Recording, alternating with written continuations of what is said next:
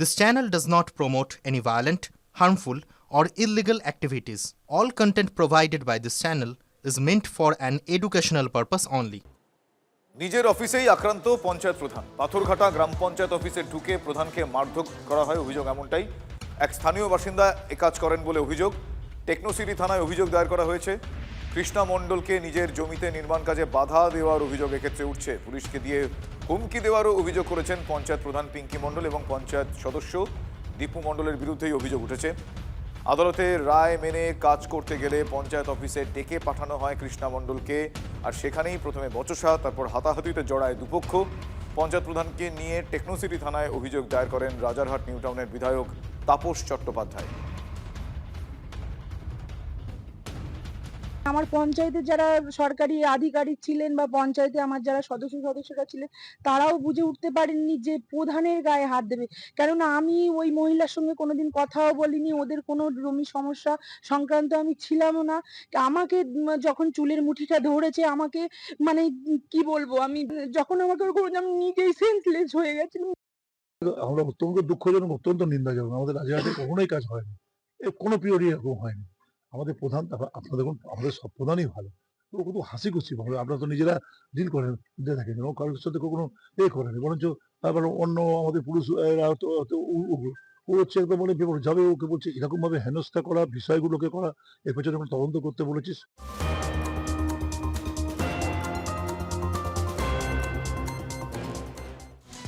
ফের গুলিবিদ্ধ তৃণমূল কংগ্রেস নেতা। বাড়ির কাছে গুলিবিদ্ধ দিনহাটার প্রাক্তন তৃণমূল পঞ্চায়েত সমিতির কর্মাধ্যক্ষ। রাত ৯টা নাগাদ বাড়ি থেকে বেরিয়ে তিনি রাস্তায় আসেন, যার নাম মিঠুন রাজভর। হঠাৎ তাঁকে লক্ষ্য করে দুষ্কৃতীরা গুলি চালায়। আহত অবস্থায় তাকে নিয়ে যাওয়া হয় দিনহাটা মহকুমা হাসপাতালে। পরে কোচবিহারের MJN মেডিকেল কলেজ এবং হাসপাতালে তাকে স্থানান্তর করা হয়। তবে কি কারণে হামলা এখনো জানা যায়নি, পুলিশ খতিয়ে দেখার চেষ্টা করছে। কিসের আওয়াজ পেয়েছেন? আগুন জ্বালাইছি বাইরে। আচ্ছা, হঠাৎ করে গুলির আওয়াজ শুনলেন, তারপরে গিয়ে কি দেখলেন? দেখছেন আসছে, বাড়িতে নিয়ে আসছি। মানে কোথায় ছিল ও? কোথায় ছিল? রাস্তা, নিজের বাড়িতে ছিল না, বাড়ি থেকে বেরিয়ে রাস্তায় ছিল। রাস্তায় গুলিবিদ্ধ অবস্থায় কাতরাচ্ছিল, তাই তো? তারপর ওকে নিয়ে কি করলেন? না, ও দৌড় দিছে ওখান থেকে। ওখান থেকে একাই দৌড় দিয়েছে।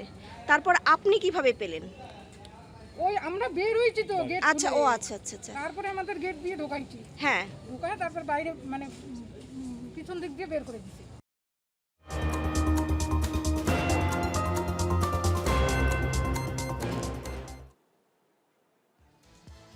অবশেষে শীত পড়তে চলেছে বাংলায়, মানে জমিয়েই শীত পড়তে চলেছে। জানা যাচ্ছে বড়দিন থেকে উত্তরে হাওয়ার দাপট বাড়বে।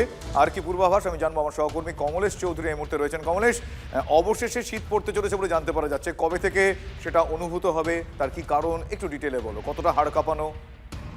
দেখো, জমজমাট যে শীতের অপেক্ষা শীতপ্রেমীরা করছিলেন, অবশেষে সেই সময় হাজির হচ্ছে। আমরা গত কদিনে দেখেছি কাশ্মীর থেকে হিমাচলে পশ্চিমী ঝঞ্ঝার প্রভাবে প্রবল তুষারপাত হয়েছে।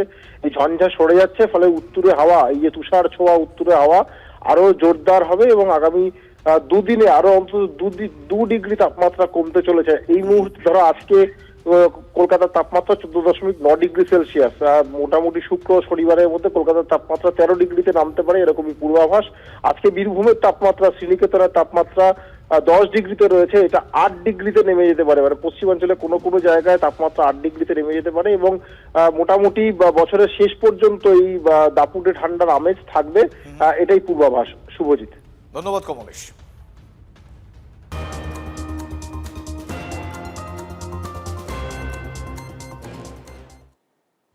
ঘন কুয়াশার জেরে বন্ধ কাটোয়া বল্লভপাড়া ফেরিঘাট।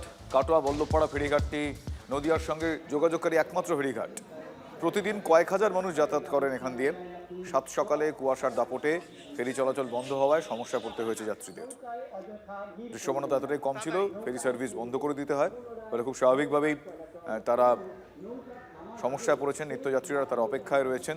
প্রত্যেকদিন এই ফেরিঘাট দিয়ে প্রায় 1000 খানেক মানুষ যাতায়াত করেন।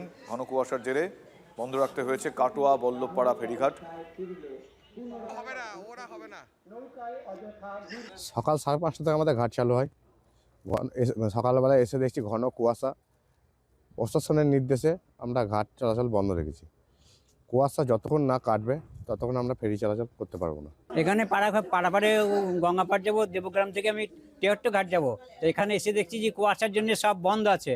তাই এদের খোলার জন্য বলছি, এরা বলছে কুয়াশা না ছাড়লে নৌকা ছাড়বে না। দেখা যাক কখন নৌকা ছাড়বে। সকাল থেকে কুয়াশার জন্য ঘাট বন্ধ আছে, যতক্ষণ না ঘাট খুলবে আমি যেতে পারছি না, ওই জন্য দাঁড়িয়ে আছি। কি করবেন এখন? এখন দাঁড়িয়ে থাকতে হবে যতক্ষণ না ঘাট খুলছে।